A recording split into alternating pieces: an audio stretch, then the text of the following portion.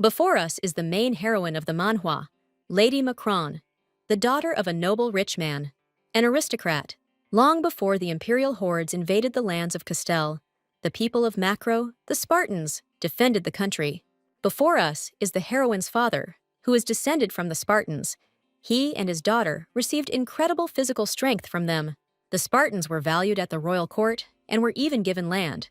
But the Spartans had lost their former glory and were mired in waste and extravagance. The heroine's father reminds her that our heroine will soon turn 18. As the new leader of the Spartans, Macro must show her strength and defeat the dragon. But Macron has other plans.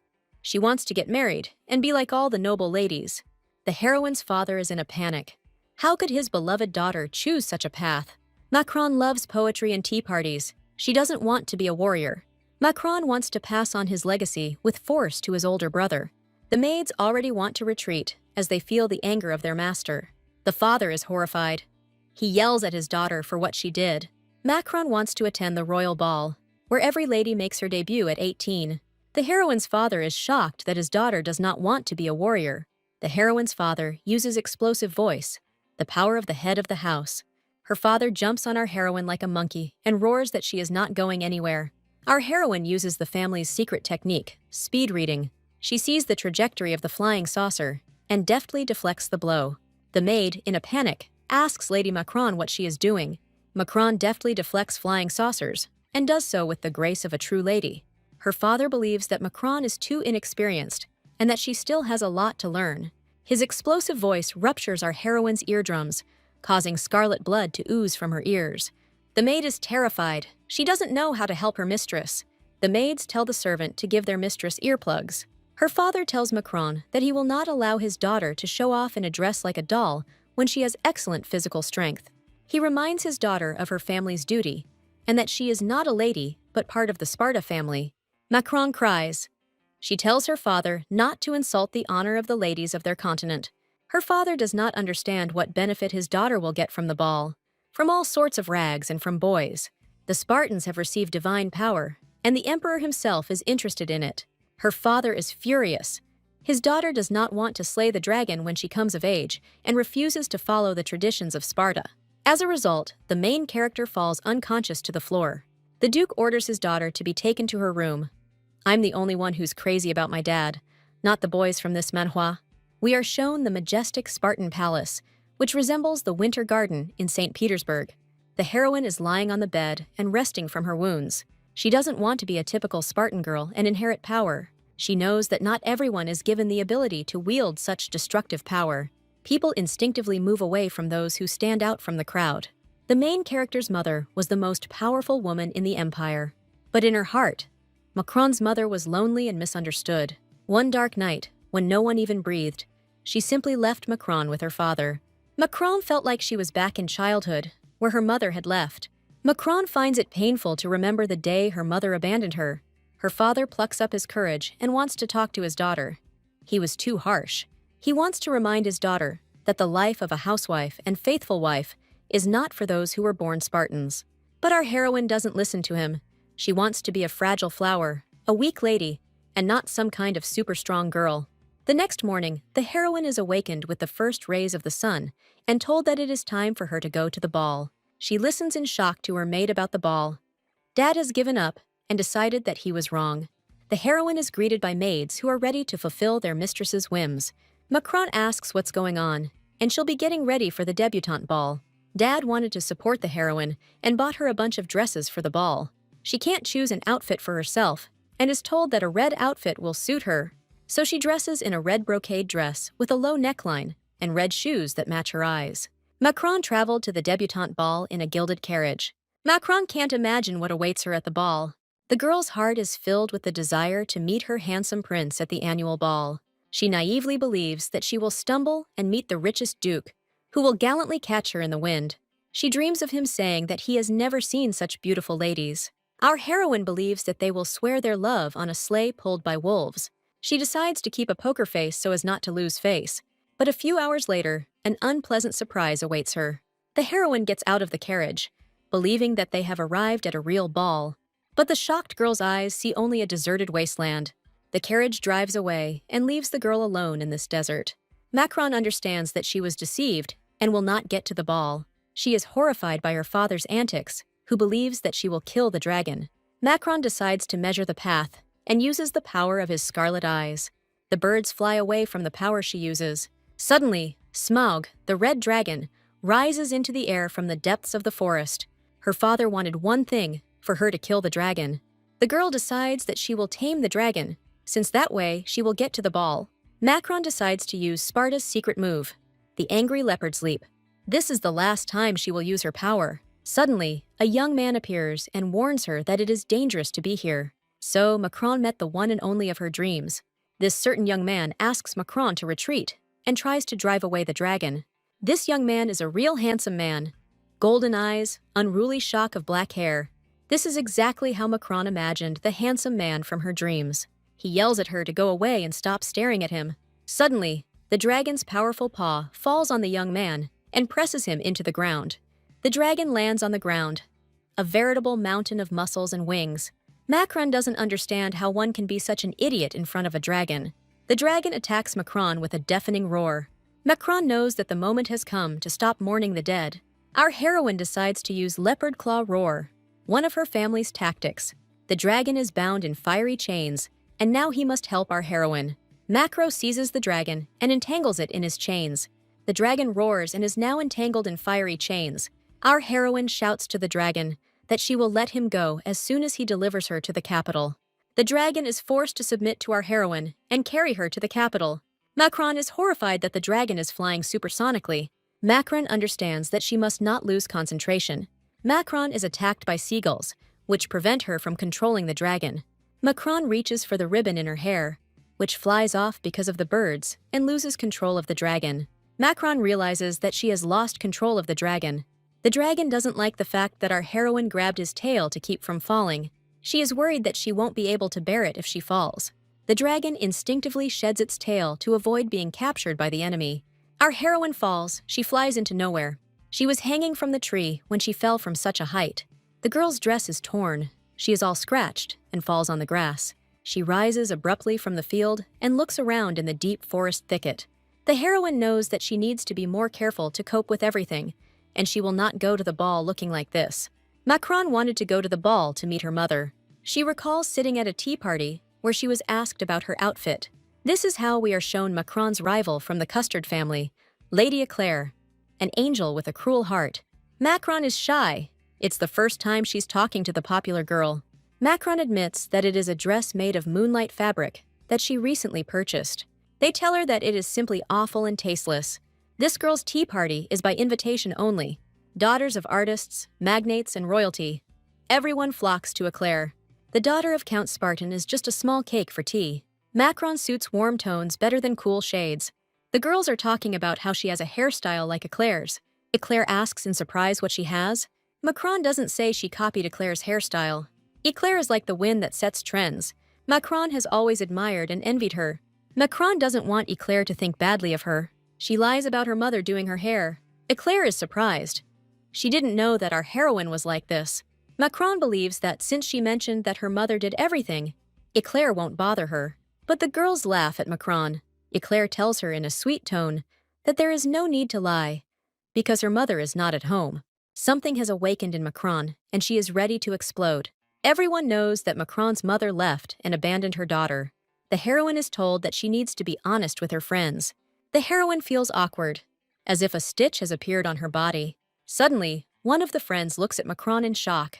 Macron is so nervous that she crushes a cup of tea with physical force. Eclair is horrified by Macron's strength. She didn't expect this at her tea party.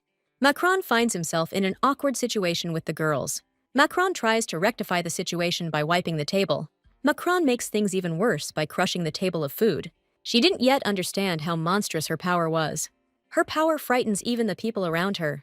Eclair cut herself badly because of her antics. The girl's frightened eyes already said that she was uncouth, rude, and unnecessary. Eclair and Macron are completely different girls. But now it's all over. Her debut never took place. The girl thinks that he will turn away from her, even without having time to recognize her, because her dress is terrible. Macron is afraid that now that they know her, everyone will hate him. A young man covered in blood approaches Macron. Macaron is shocked that there is a young man in front of her. Macron thinks that the young man is somehow unkillable. The young man is covered in blood, but he is alive and well. The heroine is afraid that the dragon has crushed him and that the ghost of a young man is in front of her. The young man teases her. Doesn't she really know how he ended up here? The young man talks about how he grabbed the dragon by the paw. The heroine is shocked that the dragon did not kill him. The young man remarks that she is clearly crazy to have survived the fall. Macron doesn't know what to tell them about what happened. Macron explains that she is from the House of Sparta. He is surprised that she is from the House of Sparta. He creates magic and says that he is surprised that it is unusually strong. Macron thinks he is a priest, not a warrior. He says that his magic can only heal superficial forces. He has the ability to heal any wound he has. The young man tells her that he is from the north, from the Terran family. The girl remembers that there is a cursed family. She says that she is very sorry, but the boy asks her not to apologize. She understands that he is used to discrimination. The House of Terran is a place of death. They destroy flowers and life around them. Their descendants are like plague doctors who take lives. With his power, the young man easily heals the girl's wounds. He used the life force of the forest to survive. He absorbed the lives of others to heal himself. All this frightens our young heroine. She asks the young man to stop. She does not need magic at such a price. He explains to her that healing requires payment. This is the alchemical law. If you want to give something away, use something else in return. The young man wants to heal our heroine's wounds. They are looking for something for alchemy and spells. Macron and the youth find the dragon's tail. They also believe that the dragon's tail is suitable for alchemy. The tail might be suitable for experiments, but overall, a dragon's tail is quite a thing. The girl is shocked to use the dragon tail. They make her a dress from a dragon's tail that won't disappear after midnight. The girl glows with happiness and hugs the guy, introducing herself by name. The young man introduces himself to her as Ganache Terrain. The young man is offered to go to the ball, but he wants to cure the dragon. Dragons often attack to feed their young. The dragon is probably still nearby. The heroine decides to run to the royal castle. Ganache smiles watching the heroine. Macron is heading to the debutante ball. She's in full swing. We are shown the royal castle of Castella. This is where the royal debutante ball should take place. The second handsome prince, Duke Montblanc, nicknamed the Silver Wolf, arrives at the ball. He is a rare guest, a handsome man, a Komsomol member, an athlete who has reached marriageable age. His full name is Sherbet Vani Le Montblanc, the young head of the illustrious Montblanc family. One day, in the gloomy Montblanc estate, among a mountain of bats and a full moon, a boy was born with hair the color of the first snow and violet eyes. He is a warrior with a stern appearance. It is difficult to imagine him as a husband, but still. Ironically, it was this stern warrior who became the ideal candidate for a groom. One of the girls accidentally touches someone. It turns out to be a grown-up Eclair, who asks not to touch her familiarly. They rudely ask her what she just said, but the fugitives have disappeared without a trace. The girl who touched Eclair finds out that it is Lady Eclair herself who stands before her. Her name is Eclair Clim Custard, the daughter of the head of the Custard House, also a rare beauty and intelligence, whom the entire court envies. All the girls in the palace were waiting for her debut, as making friends with her was a rare opportunity. Eclair greets Montblanc, determined to charm him, but Montblanc asks her who she is. Eclair is shocked. How can you not know her? Because she is a local celebrity. Could it be that they decided to ignore Eclair, the heiress of Custard? Eclair can't just let this go. The girls decide to follow her to calm her down. Jujube passes by the Duke of Montblanc. They accidentally make eye contact and stop. Montblanc is already tired of such events, as he seeks silence. Suddenly, someone attracts the attention of the Grand Duke of the North. Someone knocked on the door. An ominous aura emanates from the palace garden. Our heroine has arrived at the ball. Montblanc begins to feel unwell. In the end, he senses a monster. Montblanc reaches for the blade on his hips, ready to fight the monster. But instead of a monster, our charming heroine appears at the door. Our heroine, Macron, has finally arrived at the ball, and she is simply charming in the eyes of our Jon Snow. The heroine cannot believe that she has found herself in His Majesty's Spring Palace. Macron is delighted by the number of people and the debutante ball itself. She is puzzled when Montblanc notices her and stares at her. She immediately decides that Montblanc has fallen in love with her. Montblanc is shocked that someone came in a dress made of dragon skin. He decides that the heroine wants to outshine them all. Thus, the heroine is introduced as Macron Mulberry Spartan. the eldest daughter of the Spartan family. Eclair immediately tenses up when he hears this name. Eclair takes a sip of champagne and realizes that the main character has decided to attend this ball. Many ladies find her dress incredible and stunning. The dress on our heroine looks quite expensive. So Macron meets Eclair, who did not expect to see her here. Macron is shocked to meet her rival here. Eclair is clearly not happy to see her here, but there is no way out. Macron is shocked that Eclair looks amazing, but Eclair shows with her whole appearance that Macron is disgusting to her. Macron sees Eclair's friend, Lady Jujube. The party begins, and everyone starts to dance. Lady Eclair is in her element. Everyone invites her to dance. Macron knows that no one will want to dance with her. But unexpectedly, Eclair sees Cho decided to invite our heroine to dance. Sherbet Montblanche introduces himself to the heroine and is ready to invite her to dance. He is the most handsome of all the guests. Macron can't believe his luck. Montblanche is here, and he wants to dance with her. Eclair is upset, and the heroine imagined Montblanche to be a little different. Eclair is horrified that the Grand Duke of the North from the Stark family invited our heroine to dance. Montblanche considers the Macron family to be the most powerful on the continent. He decides to see what the Spartans are worth, since Macron has disgraced the entire family with her dress. But Montblanche cannot draw his blade, for there is a lady before him. Macron can't believe she's going to dance with Montblanche. This is the first time Macron has been so close to a man. Most of the time, her dance partner was the maid. But our heroine ruins everything because she is very clumsy. Macron is horrified that she stepped on Montblanche's foot. Montblanche is certainly not okay. With one single blow, our heroine broke the Duke's foot. Montblanche realizes that our heroine cannot possibly be a lady. One can only imagine that the Empire has such colossal power. Many people believe that Macron and Montblanche are the perfect couple. Their movements are simply precise and perfect. Montblanche easily leads the princess through the hall. Macron is left marveling at how graceful her running mate is. Macron accidentally steps on his feet, but overall she's nice. But Montblanche believes that Macron specifically wants to step on his toes and has challenged him to a duel. But nevertheless, it is Macron who is causing such tension in Montblanche. Montblanche recalls being persuaded to get a dog. The servants told him that he already had a dog, and that it was very cute. He should feel it. Macron looks at him with puppy eyes, just as innocent. But it is precisely this look that makes Montblanche tremble. The heroine steps on Montblanche's foot again. He hastily apologizes to the stern Duke of the North. She doesn't understand what's happening to the Duke. Montblanche's face burns and he admits that he has lost. A little time passes, but Montblanche is still dancing with Macron. Many people notice that our heroes look very good together. Montblanche has no intention of letting go of our heroine from his tenacious hands. In reality, their dance looks like a real duel. The heroine is trying to step on all of Montblanche's feet. Each time, our hero's bones are about to break. Montblanche can heal fractures using magic, but he cannot carry out a counterattack. Macron continues to shamefully apologize to Montblanche for his clumsiness. Montblanche carefully leads our heroine in the dance. Montblanche can't find the heroine's weak spot. At this time, Eclair is invited to dance, but she is watching our heroes. She is shocked that Silverwolf is so excited. She is amazed that our hero is hanging out with Macron. Eclair understands that Montblanche has no taste in women at all. Eclair tries to attract the Duke's attention by dancing. Her partner is captivated by Eclair's charms, as the dance reminds him of a garden of blue roses. She immediately attracts the attention of the entire room. Eclair knows that no one can dance better than her. Eclair dances with grace and charm and attracts everyone around her. Eclair is glad that she has finally been noticed. But the Duke of Montblanche clearly does not notice the girl's efforts. Eclair is perplexed as to how such a simpleton caught the Duke of the North's eye. She knows that she has never known defeat before. Suddenly, someone invites our heroine to dance. This young man is handsome. Red hair, bright eyes, dress uniform. Eclair is surprised by who asked her to dance. Eclair is amazed by the person who invited her to dance. It is His Highness, the Crown Prince. She greets our prince with a curtsy.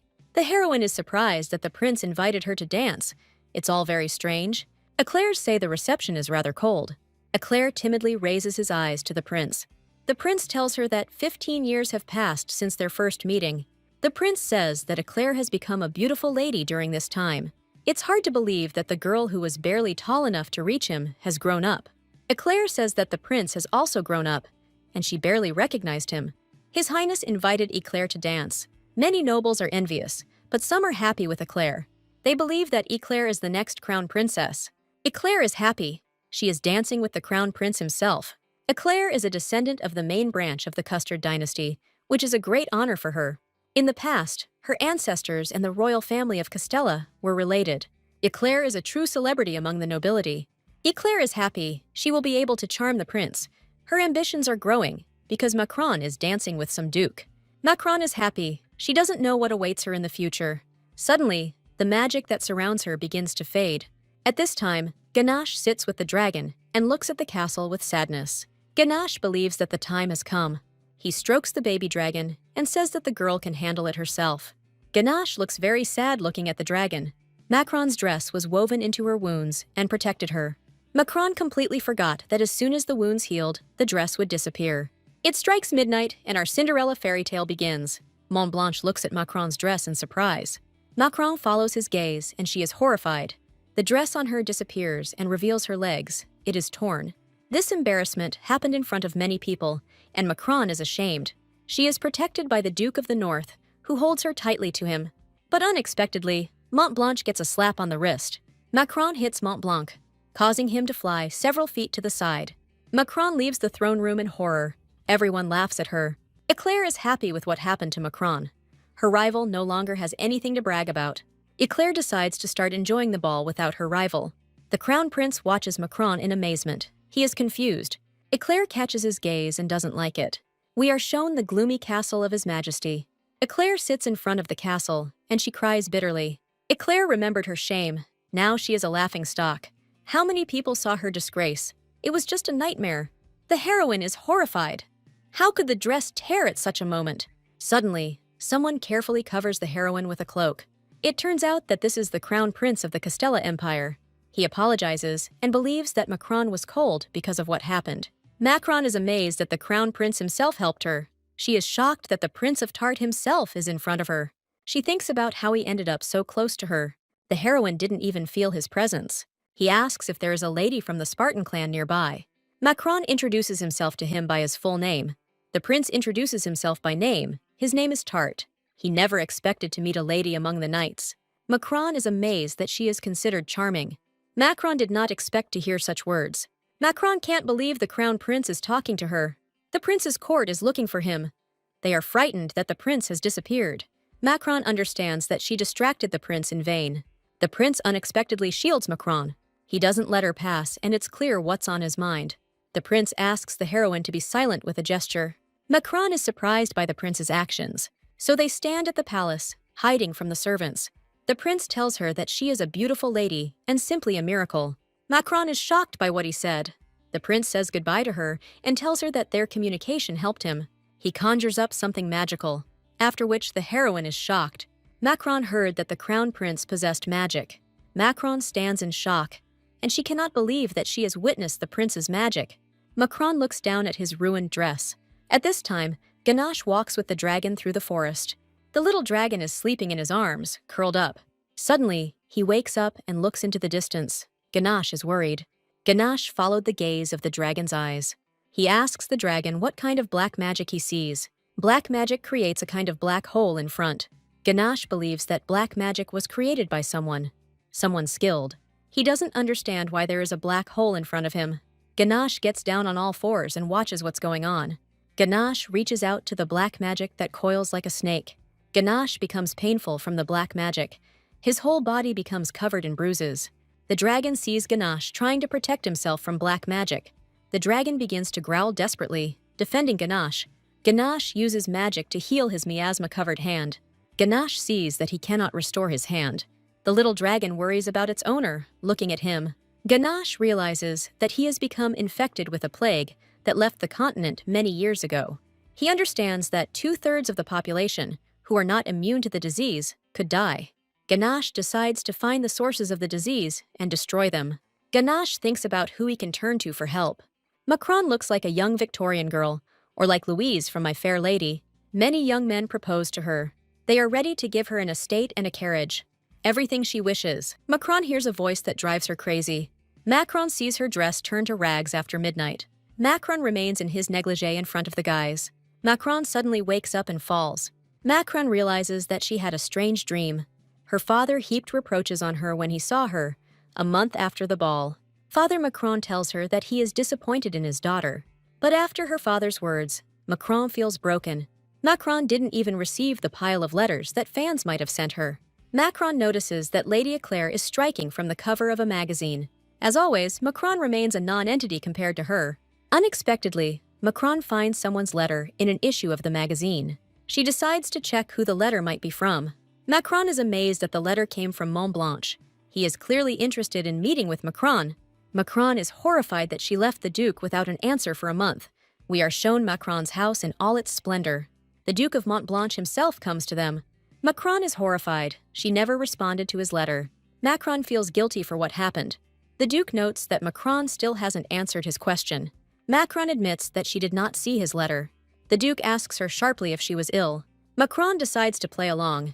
She is ashamed to admit this to the Duke. The Duke advises her some kind of herb that can cure any disease. He promises to send the grass with his next letter. Macron thanks him for his concern. The Duke tells her that he liked Macron. The Duke doesn't understand that he is in love with Macron and says that he wants to understand what this feeling in his chest is. Macron is amazed by such an honest answer. Macron thinks that the Duke's confession is the best thing she has ever heard. Unexpectedly, she learned that the Duke had arrived 6 days in advance. Macron assumes that this is how long it took the Duke to get here. Suddenly, Macron stops and looks. The Duke is clearly upset or worried about something. He clearly doubts something or is not interested. The Duke trembles and looks at the cup with horror. The Duke realizes that there are very heavy objects here, and he is surprised how Macron moves such heavy objects. He realizes that the cup is not just heavy. The Duke uses magic to lift a cup of tea. Macron looks at him in surprise. She was not aware of her physical strength. Then the heroine shows him her greenhouse. She decides to show him her rare plant. She asks the Duke if he wants to take a closer look. The Duke suddenly stops abruptly. The plant falls from his hands to the floor and breaks. The Duke harshly apologizes to Macron, but she will glue the pot back together. Macron lifts the pots easily, and she doesn't feel their weight. Montblanche is shocked. How can a girl carry such heavy weights? In the Spartan family, men and women wield swords from the age of 10. Macron talks about how easily she wields a sword. Montblanche believes that only Spartans can lift the sword. The heroine wields a sword with ease, as if nothing means anything to her. The heroine suddenly sees something and turns around. Montblanche asks her permission to see if they will fight. The girl is shocked. Why is he offering her a fight? Our heroine fights with the protagonist on the duel field. Montblanche ties his hair into a ponytail. He is ready to fight Macron. Macron prepares to attack with his sword. She is already fully armed. Montblanche uses magic to block the blow. But the girl is unperturbed. She cannot be defeated by any pathetic tricks. Montblanche jumps on our heroine and is ready to stab her with his sword. Macron blocks the blow with his sword. She stood firm under the blow of unreal power. Macron abruptly runs to the side, the wind rustling her pink hair. A second later, Macron is behind the Duke, and she's about to knock him off his feet. Montblanche parries her sharply and deflects the blow, blocking it. Montblanche is perplexed when Macron ended up behind him. Macron, however, considers their duel strange and absurd. Swords ring loudly. Macron and Montblanche are fighting to the death. The heroine thinks that the duel is very, very strange. All the Duke's movements are quite predictable. Macron decides to use his eye power to deflect the Duke of Severus's attacks. She thinks that the Duke is deliberately holding himself back. Compared to his father's training, the Duke's battles are a joke. Montblanche attacks again, and our heroine will not escape the blow. Macron cannot dodge the Duke's blows. She decides that she can easily offend the Duke. The swords cross and fly out from both opponents. The sword flies out of its sheath and behind Macron's back. Macron believes that she lost to the Duke, but a cold voice tells her that she has given in. Montblanche is clearly not in the mood to talk to her anymore. He orders our heroine to show her full strength and not pretend to be defeated. Montblanche creates a magical force that envelops him. Macron winces as a powerful gust of wind blows. Macron is ready to continue fighting the Duke. Montblanche resembles a real demon. His pride is hurt. He attacks the heroine with a deafening roar, swinging his sword with all his might. Macron crosses swords with him again, now using the power of her eyes. Macron realizes that she simply cannot lose to him. As a result, the sword was knocked out of the Duke's hands and stuck into the ground. Macron crushed the Duke. Steam was coming off her. Suddenly, something catches Macron's eye. Montblanche has a bleeding wound on his face and his sword is broken. The Duke is clearly annoyed that he lost to a woman. The question is, which of them gave in? His hands are shaking from the strain, and blisters have formed. Mont Blanche simply falls to her knees in front of her out of exhaustion. Our heroine is scared. She didn't want to bring the Duke to such a state. She wants to call a doctor, since it is impossible to fight in this condition. Mont Blanche tells her that he wants to discuss something with her. Macron is surprised by what the Duke said. Mont Blanche looks embarrassed and is all red after training. He shouts that he is begging Macron to help him. He takes her gentle hand in his calloused one and looks into her eyes. Macron is shocked. This is the first time she has been in such a position with a man. Mont Blanche kneels and begs her to accept him as her student. Evening is coming. Everything is painted pink. We have sunset. The sun is illuminating Macron's house. Father Macron wanders through the white corridors of the castle, which resemble a hospital ward. Suddenly, someone's sharp screams interrupt his heavy thoughts. He sees a picture of Mont Blanche, training with Macron in swords. Macron asks Mont Blanche to stop and finish training for today. Father Macron stops and looks at our heroine in surprise. Macron and Mont Blanche were exhausted to the limit when they fought each other. Macron invites the Duke to return home, but he is ready to continue fighting. Macron can't take it anymore and knocks Mont Blanc out with one punch. In the end, the Duke was simply shown the door. Macron looks tired, and she can't understand why the Duke is so eager to defeat her. The father gently strokes his daughter's head, coming up behind her. He adds fuel to the fire by saying that Macron has found a good friend. He proudly notes that it is not easy to win someone's heart, and she should be proud of it. Macron is touched. She didn't expect this from her stern father. At this time, Macron is having tea at the palace. Macron walks through the castle corridors, carrying a cute cake. She cannot believe that she is now Mont Blanche's teacher from a famous family. The heroine swallows a cream cake with chocolate and a cherry. And then it dawns on her she can't believe what's happening. She looks at the giant moon and wonders if she has met the right person. She remembers the sweet face of Ganache, who wished her a quick journey. She remembers his slight smile playing on his thin lips, which she just wants to kiss. Then, Macron said that they would meet again, but she did not thank him properly. Suddenly, a certain sound attracts Macron's attention. An assassin in a dark hood attacks, which frightens the heroine. Could it really be Ezio from Assassin's Creed? Macron sharply asks who is in front of her. In front of her is the plague doctor from Major Grom, who clearly changed the film's scenery. Macron thinks he's a complete idiot for getting in here. Suddenly, the plague doctor loses consciousness right before Macron's eyes. Macron is shocked. The assassin lost consciousness without doing anything to her. She decides to bravely see who is hiding under the mask of the plague doctor. Macron takes off his mask and looks in surprise at the person hiding under it. Macron is amazed by the face that was hidden under the doctor's mask. The familiar and attractive face with short dark hair like a pop idol belongs to Ganache. Ganache lies on the floor and looks at Macron. He falls unconscious. Macron waits for Ganache to wake up and get up. Macron thinks it would be better for her to call one of the doctors to examine Ganache. Macron remembers that she accidentally hit Ganache without even asking what was going on. Macron doesn't understand why Ganache is here, since his journey took 3 days.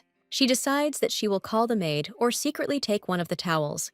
The heroine takes one of the towels and carries it to the door with a basin of water. She looks timidly at the door, wondering what is going on.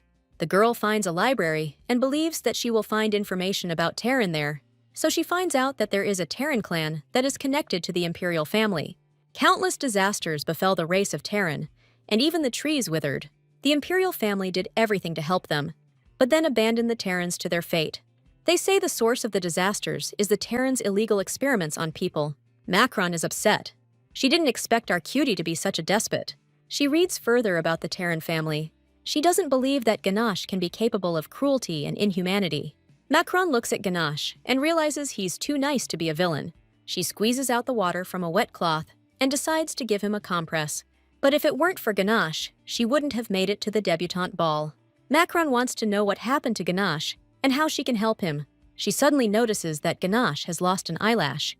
If you look closely, the Ganache is very beautiful. Ganache wakes up when the heroine wants to remove the eyelash.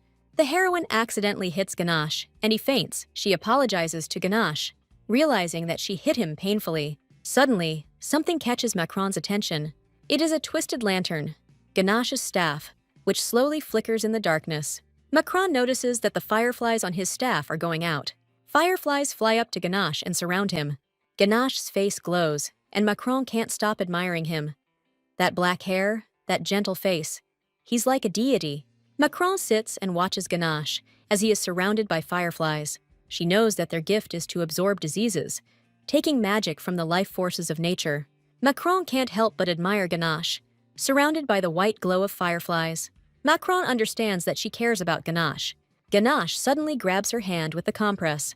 Ganache stops our heroine's hand when she wants to apply a compress. Macron is in shock. She didn't expect Ganache to wake up and look at her. Ganache smiles at her and addresses her by name in a gentle voice. He suddenly grabs his head. He feels very bad. Ganache reminds her that he wasn't sleeping, but was knocked out. Macro reminds him that he snuck into the Spartan's house wearing a mask and dressed like a bandit. The girl asks Ganache what he was doing here at such a late hour. Ganache tells our heroine that he wanted to ask for help. He takes the letter and feathers. What should he do? Ganache tells our heroine that the world is on the brink of disaster. Ganache informs her that black holes have been detected in the world, due to which people disappear. He asks the heroine if she knows that mana circulates. Macron recalls what she was told about the wars in the kingdom. Ganache tells her with horror that the world they live in is unstable. Ganache tells her that the number of microorganisms that cause diseases is increasing. Because mana mixes with the blood of the slain, it turns into a black hole. Macron believes that the reaction of the mana is clear to her. But what to do with the holes? Ganache tells her that he never thought that black holes would take revenge. Ganache asks the heroine that they must stop the wars. He tells the heroine that she has a power that surpasses even a dragon. He proposes to stop the disasters across the continent. Ganache asks the heroine to become a source for healing diseases. Macron is shocked by his words and doesn't know what to say. Macron and Ganache sit opposite each other, wondering what's going on. She says that she needs to think about Ganache's proposal. Ganache will understand if Macron refuses his offer. Macron asks him what she will get in return. Ganache tells her that he will be hers and only hers. Macron understands that this is not what she wants to hear. Ganache asks her directly what she wants. Macron is stunned when Ganache suggests she find a partner for a political marriage. In the end, the heroine beat him up, and she doesn't understand how he can say such things calmly. Ganache is knocked out again because of our heroine. Macron realizes she's in a bind. We are shown the palace where the action takes place, and passions run high. The palace appears calm, but it is not so. A drama is playing out here. In the morning, the maids find Macron in Ganache's arms in the same bed. After a while, our heroes sit and don't know how to look each other in the eyes. Macron tearfully asks the maid not to say anything more to his father. Macron explains that they are just friends and nothing happened, but the maid doesn't believe our heroine one bit. The maid notes that Macron has changed since the visit of her new friend. She is glad to see Macron so carefree. Maid Meringue asks permission to bring breakfast to Milady Macron's room. Meringue swears to her that she will not tell anyone anything. She keeps teasing our heroine about boys. Ganache smiles. He is happy to see Macron like this. As a result, they are brought delicate cakes and delicious tea with jam. The maid slyly informs her that her father has gone away for training and will be gone for a few days. Macron is offered a walk with her new friend around the neighborhood. Macron invites Ganache to go somewhere. This is how they leave the Spartan palace with its Greek St. Petersburg architecture. Macron tells Ganache everything with interest, and he listens calmly. There is a lot of life going on all around, and a very nice atmosphere reigns. Macron talks about a jewelry store and a pawn shop. Ganache is surprised that no one in the city recognizes Macron. Macron talks about how she rarely appears in public. Macron walks down the street, and they have a nice conversation with Ganache. Ganache understands that Macron is afraid of being called a barbarian. Macron freezes. She doesn't like Ganache's words. Ganache smiles sweetly and tells her that he understands her feelings. Macron knows that he is unlikely to understand anything. Macron and Ganache admire the flowers that grow here. Macron tenderly cares for the flowers that grow here. Ganache decides to help her with the flowers that grow here. Suddenly, Ganache's smile fades and he feels ill. He sees a man in a black cloak appear. Ganache tenses up at the sight of him. A man in a black cloak stops in front of Ganache. He comes somewhere closer to the flowers. The man suddenly turns his gaze to Ganache again. Then the man walks past. But Ganache and Macron feel uneasy about him. Macron asks Ganache what happened. Ganache sharply tells her that he needs to keep an eye on him. Macron decides to use force to help Ganache. Macron takes the lead before Ganache can say anything. Ganache understands that Macron is fast, and he can't keep up with her. Macron appears next to the mysterious man at the speed of sound. Macron deftly pulls the man's cloak towards himself, ready to rip it off him. He tries to fight Macron using a dagger. Macron deftly lifts the mysterious wanderer into the air. The man is missing half of his face, which makes him especially creepy. Macron throws the man back. An unbearable stench emanates from him. But suddenly, someone's hands appear behind Macron's back. Ganache deftly grabs her and presses her to himself. He asks the girl not to touch the man. This man, Ganache informs her, is infected with the plague. We are shown the Castel Palace, the emperor's majestic castle. Air pollution became a problem, and the water in the ditches turned black. The number of citizens suffering from the plague has increased, and they are visiting doctors. The emperor is told that the sewers are infested with rats. In this scenario, the water will overflow the banks, and rats will cover everything. They tell Tartu. The emperor turns to Tartu and asks what he has decided. Tart orders the sewers to be cleaned and a dam to be built. Tart sharply asks the guests why they came to the palace and what they really want. One of the guests asks Tart for a favor. He informs him that people have gone missing in some lands. Tart reminds him that they could have escaped while pursuing their goals. The guest asks Tart to investigate what is happening underground. The guests tearfully ask to be able to go down underground with the king. Tart listens to them carefully. In the evening, Tarta is washed, and his snow-white skin is wiped. Trat is like a Greek Apollo who escaped from a museum. What a delightful figure. Tart wearily lowers himself into the water. He is very tired today. Tart, you drink aromatic champagne from a crystal goblet. The maid informs him that the young man has received a letter from Lady Custard. Tart is surprised. He doesn't expect any letters from Eclair. In his letter, Eclair inquires about the prince's health. She asks the crown prince to pay attention to her. The young man reads the letter carefully.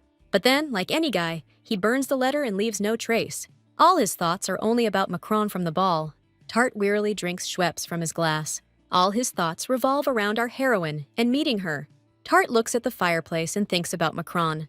He thinks that Macron did not return his cloak to him and does not want to see it. Tart orders his maid to appear. Tart orders a letter to be sent to the Spartan family. At this time, our heroine learns that the black disease is raging in the city. Macron simply can't stand the smell of this nastiness. The man growls at her. Why is she attached to him? He claims that he is simply not feeling well. He knows that if he comes to the imperial palace, he will be killed. Macron asks him who he is. The man begs the heroes to spare him. Ganache uses his firefly magic to prove that he is a healer. A stream of sick people flows to them at the call of the magic of Ganache. Macron is horrified by the sight that meets her eyes. A place like this in the Spartan domain is simply terrifying. The man suddenly announces to everyone who came. He claims that Macron and Ganache are doctors from another country. He shocks sick people by saying that they have come to be cured. The sick stretch out their hands to Macron, the stench of illness emanating from them. Macron closes her eyes in horror. She is very scared. But unexpectedly, Ganache stands in their way. Ganache asks them to line up for inspection. People with tears in their eyes tell their touching stories and ask for healing. Ganache is silent. He can't tell them anything. Suddenly, Ganache hears someone's voice calling for silence. Macron lifts the cart. It's just like strongman Bamboula. Ganache is surprised when Macron smashes the cart to pieces. Macron loudly orders everyone to get in line. A bunch of sick people approach Macron and Ganache. Macron sees that the 10th patient is already approaching Ganache. Ganache looks exhausted and tired. Ganache suddenly fell to the ground, and Macron is worried about him. Macron wonders why Ganache lost consciousness. The black disease on the hands of patients disappears. Many people are happy to be healed from illness. Macron is happy for them. She is happy that he did not die and that people are better off. Macron happily informs Ganache that the treatment of the people is complete. But Ganache can't stand on his feet. He just falls again. Macron is worried about Ganache and asks what's wrong with him. Ganache recalls how he found a half-dead bird on the ground. Ganache felt sad when he saw the half-dead bird. The Ganache heals the bird, a bright glow engulfing its small body. In the evening, Ganache sits in his room and looks at the bird. Ganache has a new friend, a cute and fat bird, a sparrow. Ganache smiles. The bird is now fine and healthy. Suddenly, Ganache hears the sound of a door opening. The door in front of him gradually opens. From there, someone's hand in bandages reaches out to him, and a hoarse voice pronounces his name. She reaches for Ganache's throat, the sharp smell of illness hitting the boy's nose.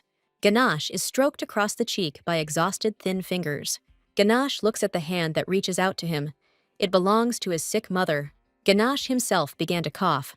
Unable to bear the pungent smell of the disease, she kindly tells Ganesh that he saved someone's life again and should be more careful with his power. For the life saved, Ganesh pays with an equally important life. Ganesh is told that he does not have to pay with his life for healing.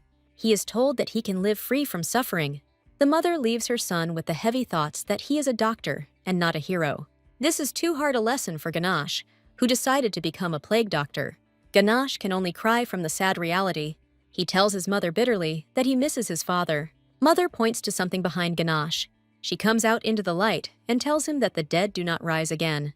She squats down and hugs Ganesh, reassuring him. She herself is sick with the black disease and does not have long to live, but she is worried about Ganesh. Ganesh wakes up. He doesn't remember anything before this. Macron is lying next to him, and she is simply lovely in her sleep. Macron was by his side while he slept for a long time. Macron wakes up abruptly when Ganesh stands up. Ganesh discovers that he was out cold for 2 whole days, but Ganesh is seized by a sharp pain and falls into Macron's arms. Macron puts Ganesh to bed because he wants to sleep. Macron asks Ganesh to go to bed, and she tells him that he needs to rest. Macron decides to stay with Ganesh while he sleeps. Macron knows that Ganesh has lost consciousness, and the sick have also lost hope of recovery. Those who found the happiness of being healed did not rejoice for long. The Black Plague has struck the infected region with renewed vigor. The Black Disease stretched its tentacles to those who had just recovered. A man runs away from the black tentacles of disease, hoping to stay healthy. The Black Disease affects all those who have just recovered. Macron sees the Black Disease spreading to more and more people. Macron grabs Ganesh and rushes away from here. The disease sucks in everyone who is nearby, and it spreads to homes. Macron looks at the affected region in horror. Macron understands that they will not defeat the disease together. A letter arrived from His Highness about something. Macron realizes that this is her last chance. Macron decides to write a letter to the Crown Prince. She asks Tart for a meeting where she wants to return something to him. Tart is amazed to receive a response from Macron. Tart laughs an evil laugh as he reads this letter. We are shown Tart's past, when he received a lot of letters and sweets for Valentine's Day. Tart was cold to everything he received from his fans. Tart asks to get rid of everything that was brought to him. Suddenly, the maid's gaze notices something. There's some chocolate here from the Custard family, in a blue wrapper. The maid believes that the prince's feelings for Eclair have not yet changed. The prince is a bastard, and knows that Eclair is not indifferent to him. We are shown Macron in a beige dress with lots of curls. Macron doesn't believe she's in the royal palace. Macron walks into the garden, which is filled with numerous statues. Now that the position of chancellor is absent from the empire, everything falls on the shoulders of the emperor and his son. During the 8 years of Tartu's reign, the empire reached unprecedented prosperity. He earned the respect of the girls and the people of the empire. Rumors about the prince's affairs continued to circulate, and he gained popularity as a womanizer. The heroine is afraid that she will run into the prince's fan club. Macron suddenly smells a pleasant aroma. A certain butler invites her to the prince's chambers. Macron's eyes are met with a truly stunning spectacle. Macron finds himself in a greenhouse filled with purple flowers. Macron loves the wonderful scent of purple licorice, but for some reason, the smell of roses seems very familiar to her. A prince wrapped in a blue shawl approaches her. She joyfully greets the prince with a curtsy.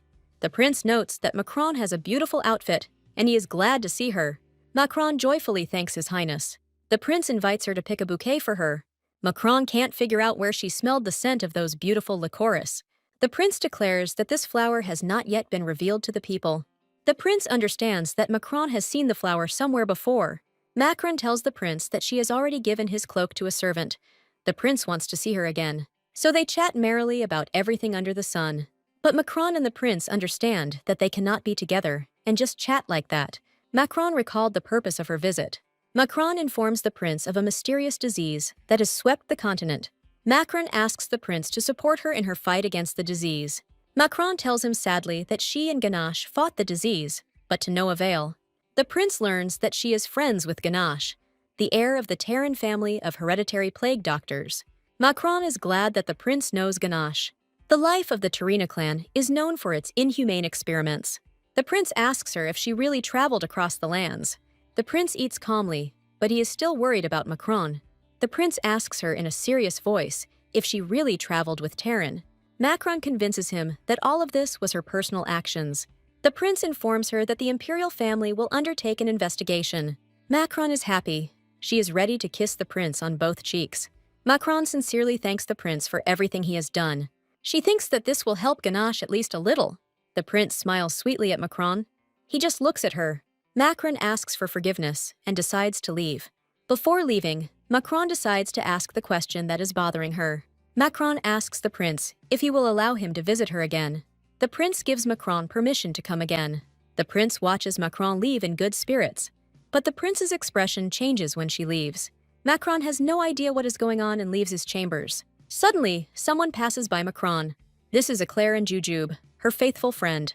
Macron looks at those passing by in shock. Eclair is clearly unhappy to see her. Eclair and Ju are clearly not happy to see Macron in the royal palace. Macron greets them warmly. Eclair asks her unfriendly what she discussed with the prince. Her friend is worried that there will be a cat fight. Macron tells her that this is her first time here. Eclair says that she drinks tea with the crown prince once a month. She scolds Macron for distracting the prince. Eclair decides to go and leaves Macron with sad thoughts. Eclair leaves her alone with Jujube. Macron understands that Eclair is furious, and she didn't want to disturb her. Macron is approached by Jujube, who speaks to her for the first time. Jujube looks stunning in a green checkered dress. She looks so much like Fern from Friren's Trip and Riku Furude from Cicada. Macron is surprised why Yuyubaba is talking to her. Yubaba is from the Crescendo family, a family that went bankrupt. Her family were alchemists, but their research was false. The Crescendo family was not deprived of their lands and title, but Yuyubaba was adopted by Eclair's Custard family and is growing up as her adopted sister. This girl is unique. She is a child prodigy. Yubaba is surprised that Macron remembered her. Macron invites Yuyubaba to go with her and eat something edible. Yuyubaba smiles and decides to go for a walk with Macron. She suddenly laughs, and Macron doesn't understand why. She tells her that this is the first time they have spoken alone. Macron invites her to talk to her again. Macron comes to Ganache's room after a hard day's work. Macron sees that there is no Ganache in the room. She runs out into the corridor and asks the maid where Ganache is. Miranga didn't see Ganache, no matter how Macron questioned her. Macron goes to the garden, the greenhouse where her flowers grow. Macron smiled, realizing that Ganache was here. Ganache sleeps in a rocking chair among fragrant roses. Macron happily asks Ganache where he has been. Macron can't help but stare at Ganache. Ganache reminds her of white and delicious chocolate. Macron can't stop being happy. Ganache is getting better. Macron knows that on the continent they are named after food. As befits, all names were recorded in the Book of Terran. Macron says she will take care of Ganache. Ganache knows how to help when someone is sick. Macron understands that she wants the same thing for Ganache. She hears Ganache's thoughts about wanting to use his powers to help the residents. Macron is surprised. She didn't know she could hear others' thoughts. Macron doesn't understand what these strange feelings are. Macron is pushed sharply against the wall, which flies away. Macron finds himself on the floor, with a broken wall behind him. Ganache asks Macron if everything is okay. Macron suddenly felt a strange weakness. Ganache looks in surprise at Macron, who is lying nearby. Ganache asks Macron worriedly if everything is okay. Macron looks ahead at the ceiling. Macron suddenly realizes that her body is not obeying. Ganache comes up to Macron and takes her in his arms. The maid is amazed how this happened to Macron. Ganache tells the maid that he will take the girl to the bedroom. He listens to our heroine's pulse as he carries her. Macron lies on the bed and Ganache checks her pulse. Macron is very uncomfortable with what Ganache is doing. Ganache feels like a real doctor. He tells Macron that she is as healthy as an ox. He says that she is alive because of her power. Ganache notices that he himself has also been healed. He remembers how his body struggled to get back into shape. He thought he would feel unwell and lay down in the greenhouse. However, as soon as he touched Macron, his illness retreated. He suddenly realizes where Macron's source of power lies. He thinks about how to return Macron's monstrous power. Ganache tells her that she is beautiful, even powerful. Macron doesn't know how to react to his words. She is surprised by what is happening, and she has some kind of sweet feeling in her chest. She thinks that's how every lady feels. She wants to get rid of her brute force, which prevents her from living. She wants to be like all the other ladies, not like the one from the past. She imagines that without brute force, she could not have injured Eclair, and she would not suffer from loneliness. Macron deeply misses his mother, who passed away. How much longer will she be tormented by anxiety and melancholy? She wants to change everything, to change her life. Macron, without even noticing, begins to cry bitterly. Ganache asks her why she is crying. Ganesh asks her not to cry and tells her that everything will be fine. He apologizes for putting so much pressure on her. Ganesh promises her that he will not leave her alone. Macron looks at him with wide eyes, surprised. Macron promises him that she will cope with any difficulties. Meringue brings her all sorts of goodies like cakes and cookies. The heroine gobbles them up right in front of Ganesh. She looks like a cute hamster who eats all this. She eats and empties the entire plate in one go. Macron is worried that she was like a hamster who ate everything. Ganesh is surprised that Macron did, that she ate it all. Macron was surprised when he told her that she lifted the cup easily. He asks her if her strength has returned. Macron lies to him and says that she is happy with her power. Since the heroine's father returned, Ganesh had to be sent away. Smiling, Ganesh promised that he would return. Macron felt a slight sense of disappointment that she had regained her powers. The weather is already getting warmer, so she doesn't feel very well. Macron says that the weather has improved and it's time for her to go. The maid tells her that the royal family has not arrived yet. Macron realizes that it is surprisingly quiet here. The woman tells Macron that there is the following news. The head of the Montblanche family visited the estate. Judging by the fact that the carriage has already passed, our hero will be here soon. Macron asks the maid to make sure that the news does not leak out. Montblanche appears in a cool suit personally in front of the heroine. Macron asks him in surprise why he came here. Montblanche tells her that today he is finally here. Montblanche tells her that today he will definitely defeat the heroine. At this time, Eclair is snacking on a delicious cake. Eclair poses for the cover of the Kingdom's magazine. Her photographs for the magazine continue to gain popularity. Suddenly, she notices Yu Baba in the hallway. She thinks about how filming continues into the evening. Eclair is very busy and she is completely focused on filming. Then, Eclair allows herself to relax in a bath filled with perfume. Eclair keeps thinking about what's going on. She asks if Yu Baba is here and if she is hiding. She informs her that she did not leave our heroine. Eclair discusses with her how many outfits she had to change. Yu Baba tells her that he is worried about her, that she is busy. Eclair is worried about something and can't relax. Eclair decides that she can't not share anything with her sister. She demands that Yu Baba mind her own business. She modestly replies that she will take care of everything. Eclair looks at her in anger, and she doesn't believe her words. Eclair grabs her by the chin and menacingly asks if she is really conducting experiments. She reminds Yu Baba that her face is dry from the experiments. She decides to show her favor and gives Yu Baba the supplies they received from the sponsors. Eclair decides that she will organize a tea party. Yu Baba promises her that she will organize a tea party. Eclair doesn't believe a single word Yu Baba says. Eclair simply leaves, leaving her friend alone. The girl follows her with a long and attentive look. Yu Baba is left alone in the bathroom. She begins to pick out everything for the tea party, knowing that she doesn't like anything. She realizes that she will have to go to the Spartans. She decides to get some plant seeds so that they will germinate by autumn. She leans towards her shadow, which takes the form of a cat, and asks if it is listening to her. A kitten appears in front of her, a panther named Cereza. Cereza meows happily, agreeing with her owner. Cereza happily rubs against her owner's legs. Yu Baba knows that she was in a hurry to appear. Long ago, real witches hid their existence, surviving among people.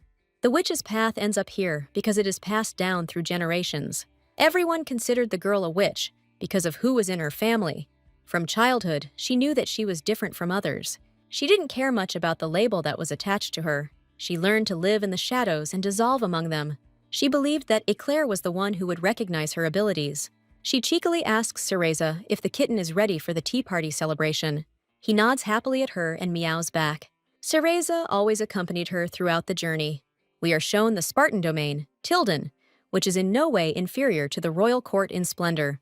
The first head of Sparta arranged everything so that the heroes felt comfortable and in a military manner. The first settlers became famous for their hard-working nature. The local economy thrived thanks to horticulture. Yu Baba appears in a black dress with a black hat, ready to investigate. She believes that someone was following them. Jujube sees that the Spartan berries are ripe, as are the flowers. She knows Eclair will throw a tantrum when he finds out she's gone out unaccompanied. Cereza rubs sweetly at her feet, reminding her of her presence. Yu Baba is glad that Cereza is next to her. She tells Cereza that only he knows that she exists. Cereza meows happily back at her when she talks to him. Yu Baba takes him in her arms and walks with Cereza through the city. Suddenly, she sees some men discussing something. Yu Baba realizes that men are watching her. She tells Cereza that everything that is happening is very strange. Cereza suddenly breaks free from her arms and runs away from her. Yuyubaba shouts to her that the cat is still her familiar and must obey her. Yuyubaba breathes heavily when she gets here. In search of Cereza, she wanders very far and does not know how she ended up there. She is absolutely sure that the men came in here. She sees black miasma swirling around here. Suddenly, she is grabbed sharply from behind and not allowed to breathe. She falls and tries to understand what is happening. The men discuss who she is and whether she is a local. Cereza rushes to her defense, growling bravely at the men. But they cleverly fight off Cerez, hitting him in the ribs. The men offer to get rid of the mysterious stranger. Yuyubaba wants to tell her friend, Macaron, everything. Macaron, suddenly hears about what is happening. Montblanche sharply asks her where she is looking. They start fighting, ignoring each other. Macaron asks Duke Sherbet to interrupt her battle. He honed his skills to fight Macron. Macron sees his magic continuing to build. Montblanche is ready to use his magic to defeat her. Suddenly, their duel is interrupted by a frightened maid. She informs our heroes that a terrible fire has started in Tilda. Macron understands that those unfortunate sick people are in danger. Sherbet tries to stop her, as he wants to continue training. He abruptly grabs her hand, hoping to stop the heroine. He menacingly asks our heroine where she is going. Macron tells him about the fire and that she can't watch it. Sherbet reminds her that it is madness to go there alone. But nevertheless, he goes with her, as he decides to help her. Macron decides to carry the stroller and get to the city faster. Macron decides that she will run to the city herself. Macron picks up the stroller and runs with it at full speed. Sherbet is simply horrified by Macron's colossal power. Macron carries the stroller to the city center. Everyone looks at it in shock. Macron happily informs Sherbet that they have arrived at the place. Eventually, Macron manages to open the carriage cabin. Sherbet is lying on the floor, and he looks tired. Macron asks Sherbet if he is okay. They are distracted by voices that a fire has started. They see that the village buildings are burning, and the fire is flaring up with renewed vigor. Macron understands that the place where lepers live is burning. She feels that something is wrong here. Many city residents are shouting that the fire must be put out. They grab buckets, but nothing works. Macron understands that they are powerless against the onslaught of flame. Macron understands that her brute force is to blame for everything. She sees a hose with water in front of her that can be used. The heroine asks the townspeople to move in different directions. Macron abruptly lifts the hose, which refuses to give in to her. Macron rips it out of the ground by the roots, and the water starts flowing immediately. Sherbet is shocked by what she did. The water is pouring out of the bucket, and our heroine is in shock. Sherbet is amazed that she simply pulled the hose out of the ground. Macron decides to use the famous Spartan art. She directs her magic at the water, and gusts of flame burst from her hands. She uses a secret technique, the armadillo shield, a Spartan art. A secret move and water flies all over the city. The townspeople are shocked by her simple abilities. They can't believe that their mistress has arrived. They are amazed that Lady Spartan, who has not appeared in public for 10 years, is here. Many of the townspeople are shocked by her gigantic strength. The townswoman orders everyone to run to the hydrant and get water. Macron suddenly stops them all. Sherbet tells her that she was wrong to expect anything by coming here. Montblanche sharply orders Macron to tell what is in this alley. She recalls how Ganache treated lepers. His smile and sweet face never leave her mind. Macron herself wonders if she can trust Sherbet. She remembers how the lepers surrounded her and Ganache. Macron starts to cry. Sherbet doesn't understand anything and doesn't know about her feelings. She begs Sherbet to help her with what is happening. Montblanche had never seen her cry. Macron begins to cry bitter tears. Sherbet gives in. But what can he do about her tears? He asks Macron to stop crying. He tells her that a true leader never gives in to emotions. Montblanche draws his sword and swings it, shaking the air. Macron remains watching his movements as he clears the way for them. Montblanche asks her sharply how long she will stand like this. Macron decides that she can handle it and goes with him. She shows the Duke the way forward through the burning houses. Macron remembers that although she agreed to help Ganache, Macron understands that she won't succeed alone. Macron decides that she will report the condition of the people to her father so that he can initiate a quarantine. Macron is also clearing the way. She doesn't care about anything. Macron prays for everyone to survive. Sherbet asks Macron if people should be here. In the middle of the flames stands the battered Cereza. It's painful to look at Cerez. His eyes are swollen, and he himself is covered in bruises. Macron is puzzled why the cat is sitting in such a place. Macron asks the cat who he is. Cereza smiles happily at her and asks her to follow him. He runs back deftly and shows them that they should follow him. Cereza leads them to the door where his mistress is. He scratches desperately at the door. Macron realizes that there is something behind it. Cereza shows with her whole appearance that the door must be opened. Macron hits the door with all his might, breaking it. Montblanche picks Cereza up in her arms. Macron sees that Montblanche is very unhappy with this cat. They enter the house and Macron is amazed at the bitter cold coming from here. Sherbet looks at the door and asks Macron to look there. Yuyubaba sits in the bitter cold, tied to a chair and freezing. Macron realizes that the person in front of her is Eclair's friend. Yuyubaba is sleeping. She is getting colder and colder, gradually freezing. Sherbet asks if Macron knows this girl. Macron finds it strange that she is surrounded by ice and is here. She doesn't understand why Yuyubaba appeared here in Tilden. Macron is abruptly brought out of her thoughts by Sherbet's voice. Yuyubaba looks at the main character with black and bottomless eyes. Macron is horrified. It all resembles a scene from a horror movie. Macron tries to understand what happened to Yuyubaba, whose eyes are black, like the demons in Supernatural. Macron understands that Yuyubaba is not herself. Montblanche asks Macron to move away from her. Yuyubaba stands up abruptly and approaches Macron. She throws something sharp at Macron with her long nails. Yuyubaba resembles a terrible witch who is ready to kill her. Macron barely dodges Yuyubaba's blows. Montblanche suddenly grabs Yuyubaba's hand. Macron asks Yuyubaba to stop and come to her senses. But Yuyubaba keeps moving, and she can't seem to come to her senses. Macron is terrified, trying to believe that her friend will wake up and come out of her trance.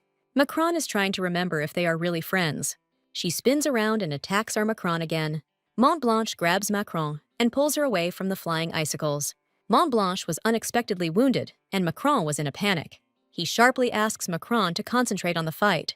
Sherbet takes out his sword and goes to the adopted daughter of the Custards. He states that it is not appropriate for her to be in such a place. He asks the witch who sent her and why she is here. Sherbet understands that asking the heroine is useless. He suddenly attacks Yuyubaba, who deflects his attacks. Sherbet attacks her sharply. He pounces on the heroine with a sword. Sherbet understands that Yuyubabu must be eliminated. Macron leans over the Duke. She is worried about him. Macron asks Montblanche if everything is okay, and whether Jujube won't come back. Macron asks him to fix everything, and she will cope. Yuyubaba creates ice icicles again and is ready to attack. She surrounds herself with icicles and is ready to attack. The icicles are flying. Macron tells Sherbet that Yuyubaba is her friend. Macron deftly dodges the icicles and walks towards Yuyubaba. It's just raining icicles in all directions. Macron catches the icicles and they attack Yuyubaba. Macron throws icicles at Yuyubaba. She didn't expect the heroine to throw icicles at her. Yuyubaba is pierced by a bunch of icicles flying from Macron. Macron nails Yuyubaba to the wall, which now hangs on the wall. A satisfied Cereza walks past them. Cereza meows happily. He recognized his owner. Cereza rubs against Macron's legs and shows that killing is not allowed. Montblanche also suddenly grabs Macron and presses her to herself. Macron suddenly sees Yuyubaba's memories. Before her eyes flashes the image of Yuyubaba being nearby, of her being caught. Macron and Montblanche realize that they are seeing the witch's memories. People were discussing what to do with Yuyubaba. She wants to tell someone about what she sees. She saw how unknown persons set fire to the leper area. Yuyubaba is tied to a chair, and she calls out to Cereza. She calms Cereza, who is in complete despair over what was done to his mistress. She creates ice to survive and orders Cereza to find Macron. She begs Cereza to protect the inhabitants of the alley until help arrives, but she herself freezes. Cereza happily showed all the memories of his mistress. He tramples the ice with his small black paws. Macron sees that Cereza wants to show her something. Cereza shows our heroine that there is some kind of strange snowflake here. Suddenly, the snowflake that Cereza stepped on grew larger. Macron is enveloped by a strange cold. She feels an icy breeze.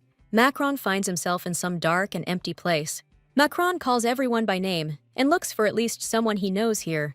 Macron runs down the corridor, looking for Sherbet. Suddenly, someone intercepts her hand. Macron thinks that in front of her is Duke Sherbet, but it turns out to be a young dark-haired boy with cat ears and a tail. He speaks to Macron as if he knows her. Macron sharply asks him who he is. The young man chuckles and asks if she doesn't recognize him. The young man introduces himself to her as Cereza in human form. Cereza turns out to be Yuyubaba's familiar. Macron didn't know that her friend was a witch, and Cereza was a demon. Teresa sharply tells her that he is a panther, not a cat, that he is Bagheera. He abruptly says that they have to go and grabs Macron by the hand. He snaps his fingers and magic happens. Macron is transported to some warm place, to some clearing. Macron is worried that she will not come back. Macron sees some people in hoods in Mont Blanche. People say that they are glad that everyone is safe and that everyone survived. Sherbet says that it's all thanks to Cereza. He also thanks Yuyubaba for saving them all. Macron is shocked by what is happening.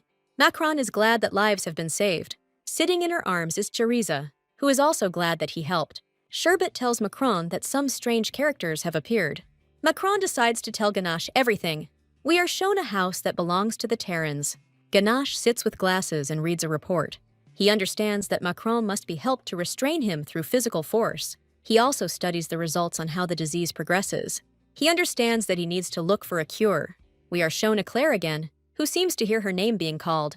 Eclair sees His Highness approaching her. She says she was waiting for him to come. The prince says he didn't expect Eclair to be here. Eclair cheerfully tells the prince that a fish swallowed her silver earring. The prince listens to her attentively. He understands that she is right. He tells her that it is time for him to return to his business. So they leave the room where the prince sits. Eclair tells the prince that the licorice flowers here are beautiful, and she always admires them. Eclair asks to take one of the flowers as a souvenir. The prince sternly tells her that these flowers are still being researched. He says that you can't just give flowers to just anyone. The prince tells her that he will take her there. Eclair is furious. Did the prince really call her just anyone?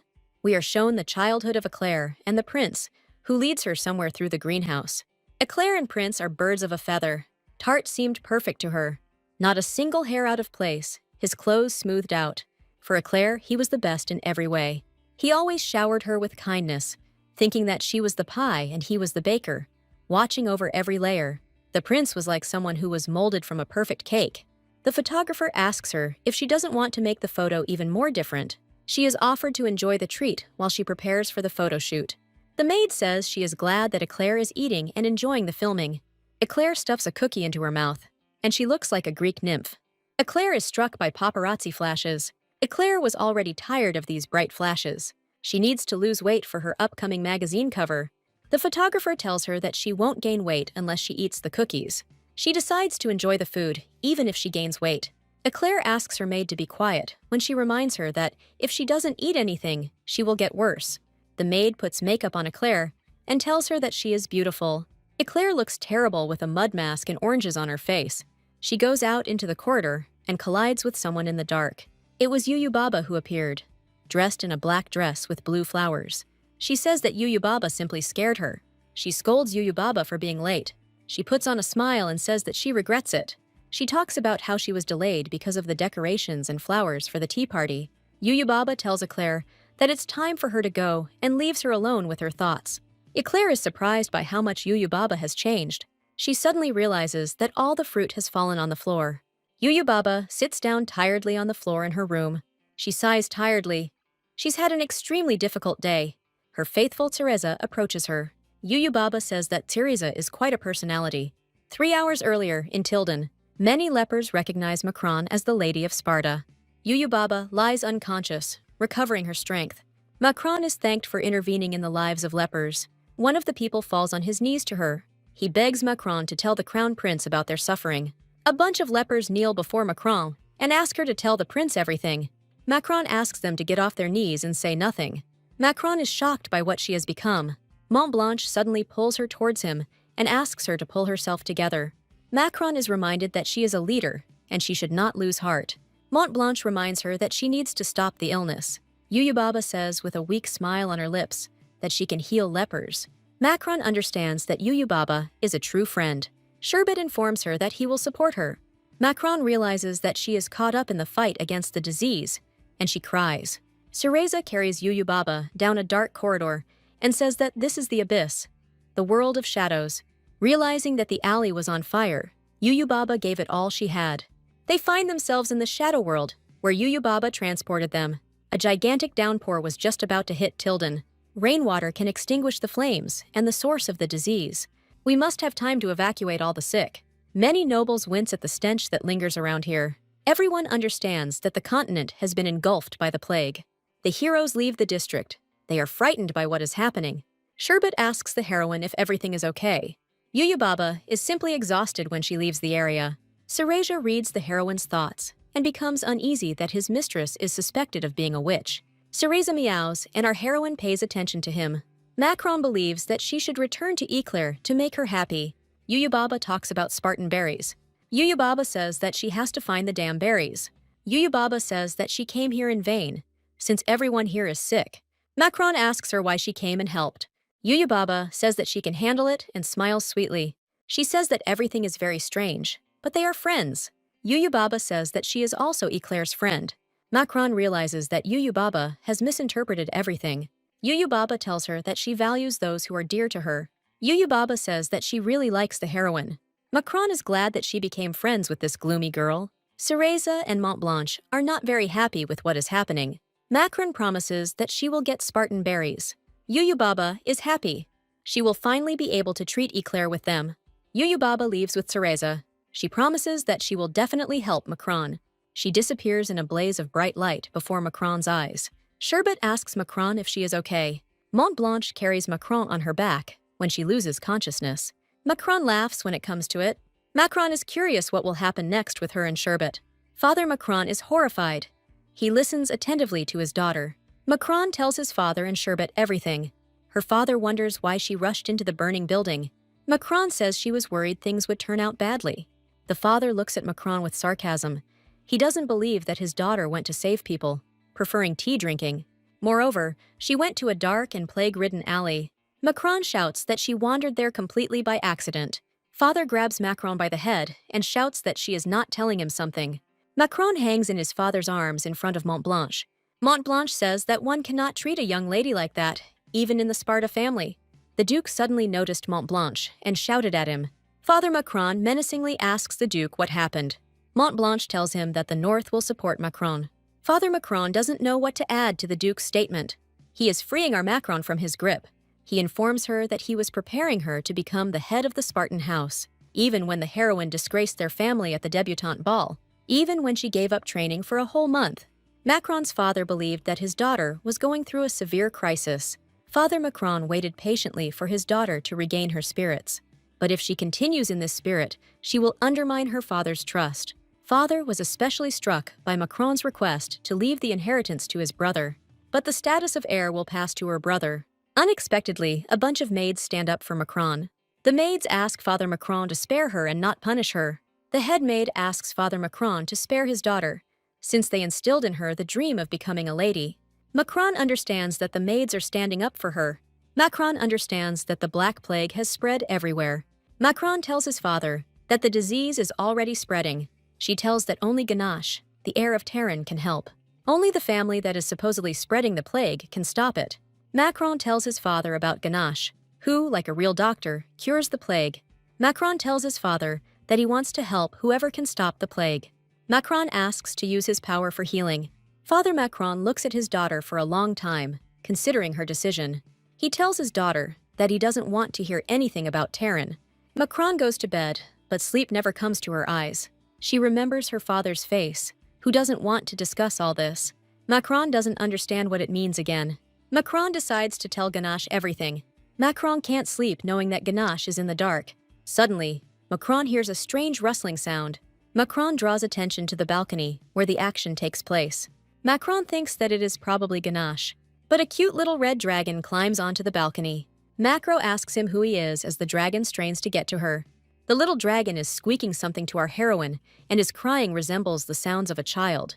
Macron picks up the little dragon and examines it carefully. She remembers that he is the very same dragon cub. She finds a letter tied to the dragon's paw. The dragon starts to bite into her head, so she gives him milk. Macron realizes that the dragon is very hungry. Macron decides to read the letter from Ganache. The letter states that Ganache bought a house and invites Macron to visit.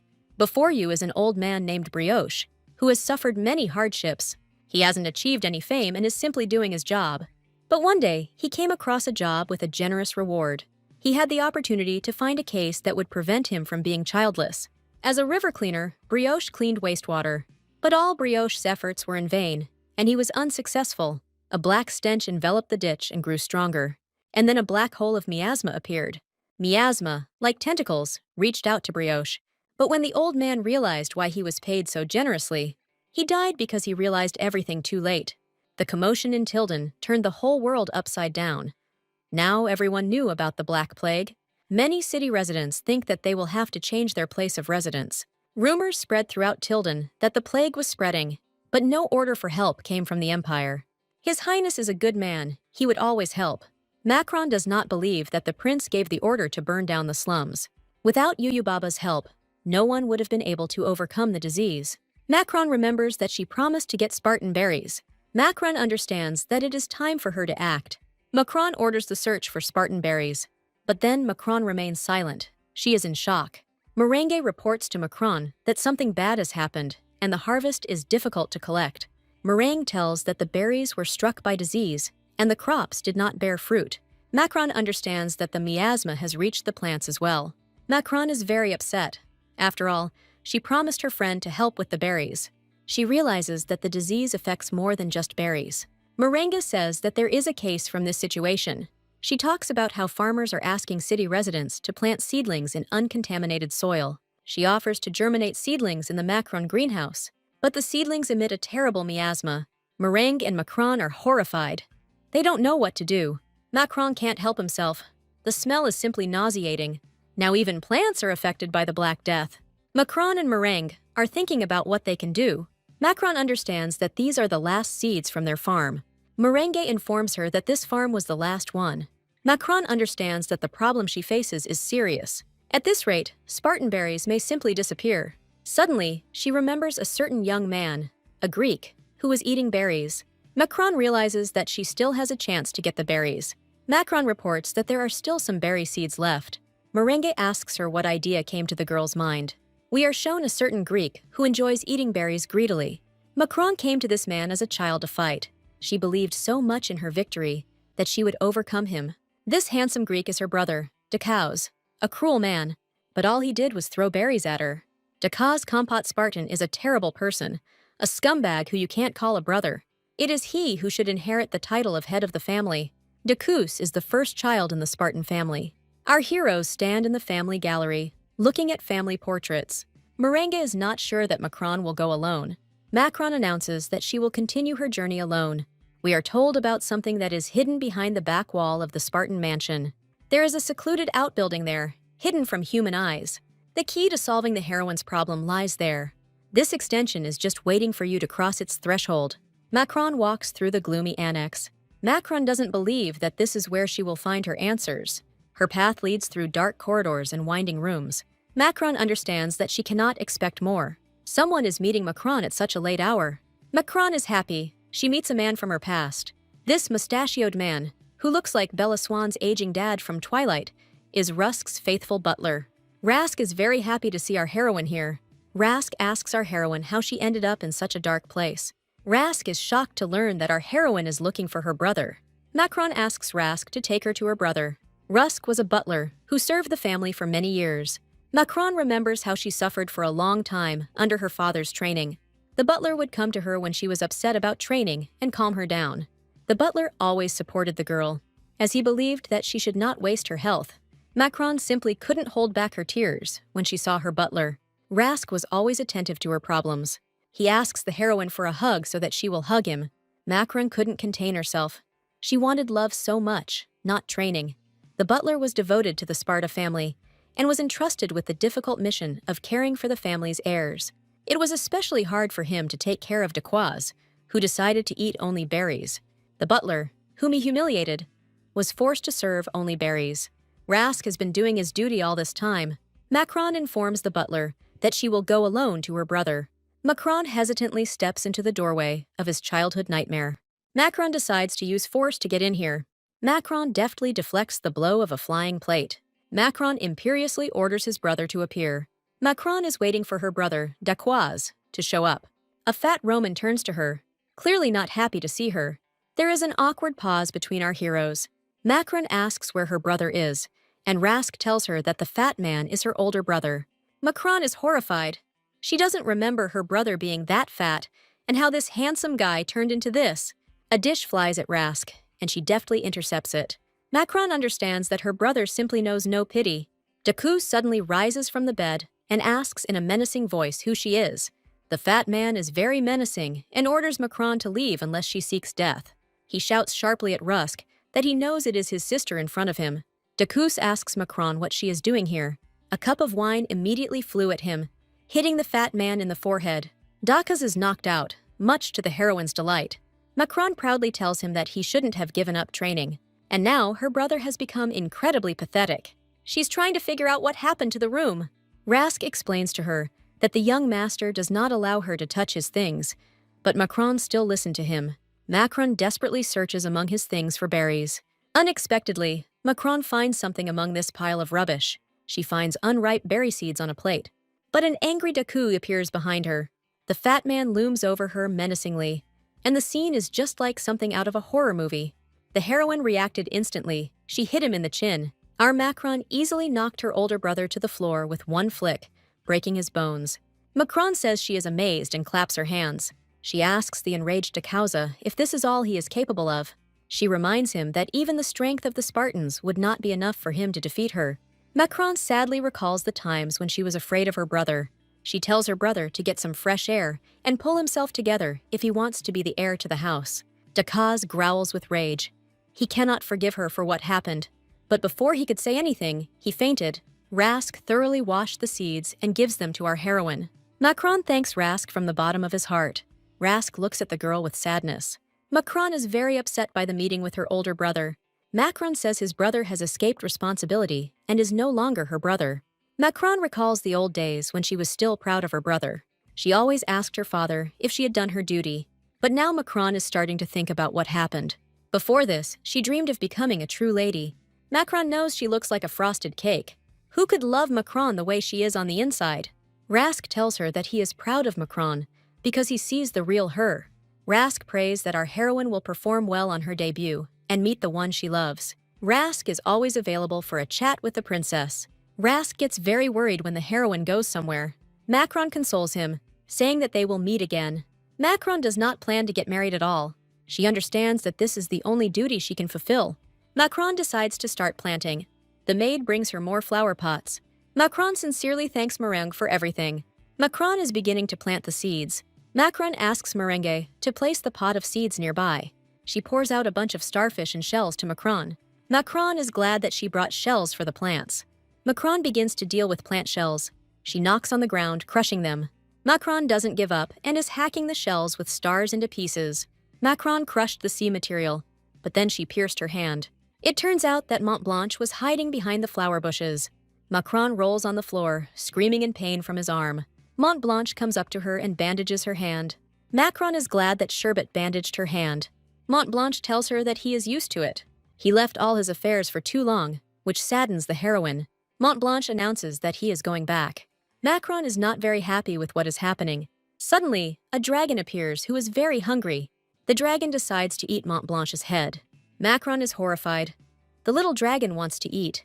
Macron hastily apologizes for the dragon. Mont Blanche asks Macron if she would like to go north with him. Macron is shocked and is offered an unusual solution to the problem. Mont Blanche says that now is the time to travel.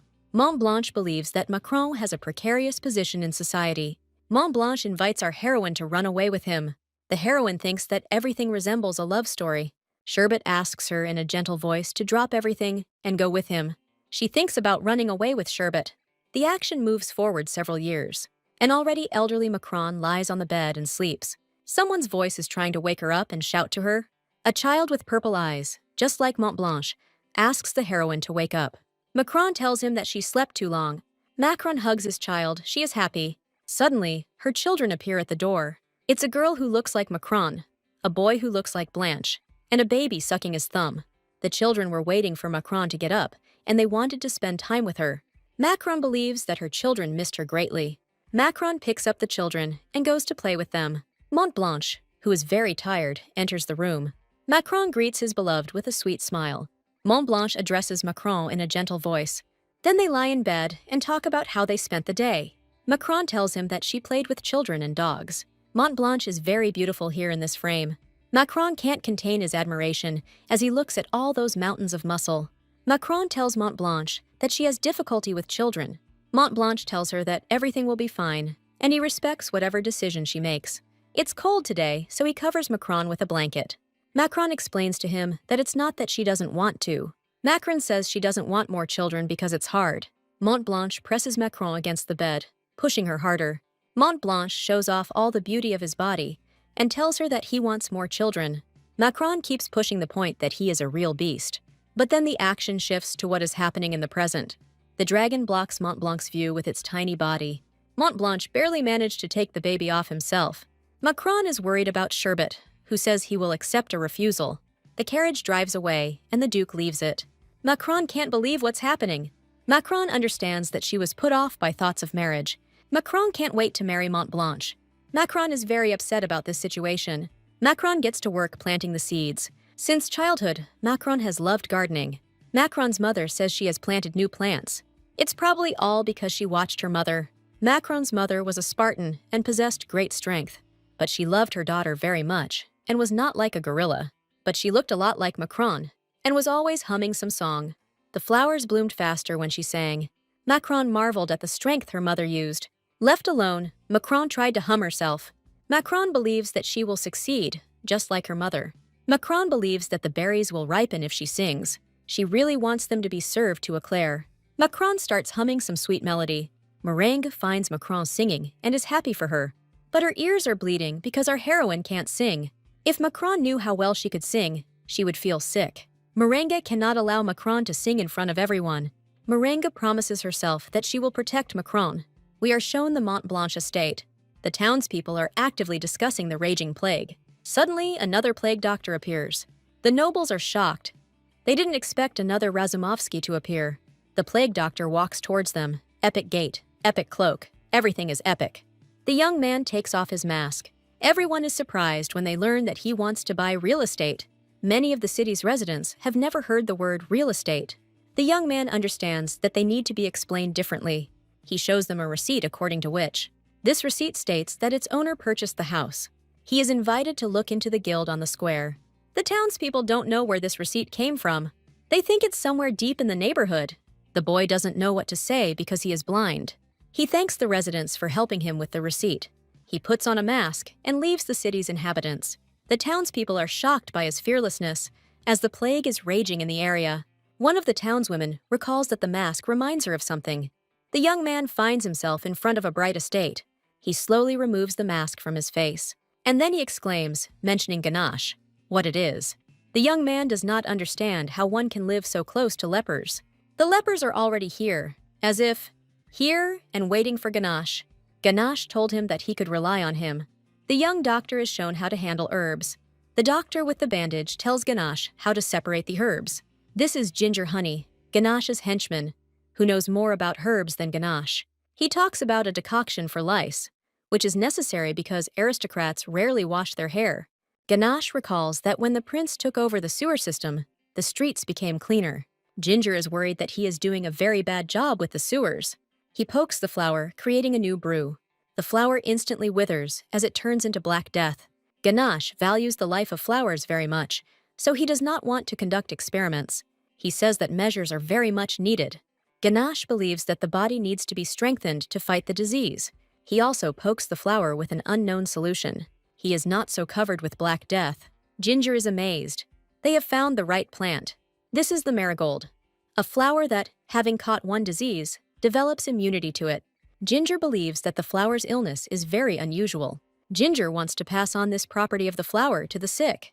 They start arguing about what is best for the patient. Ginger has a headache again, which he complains about.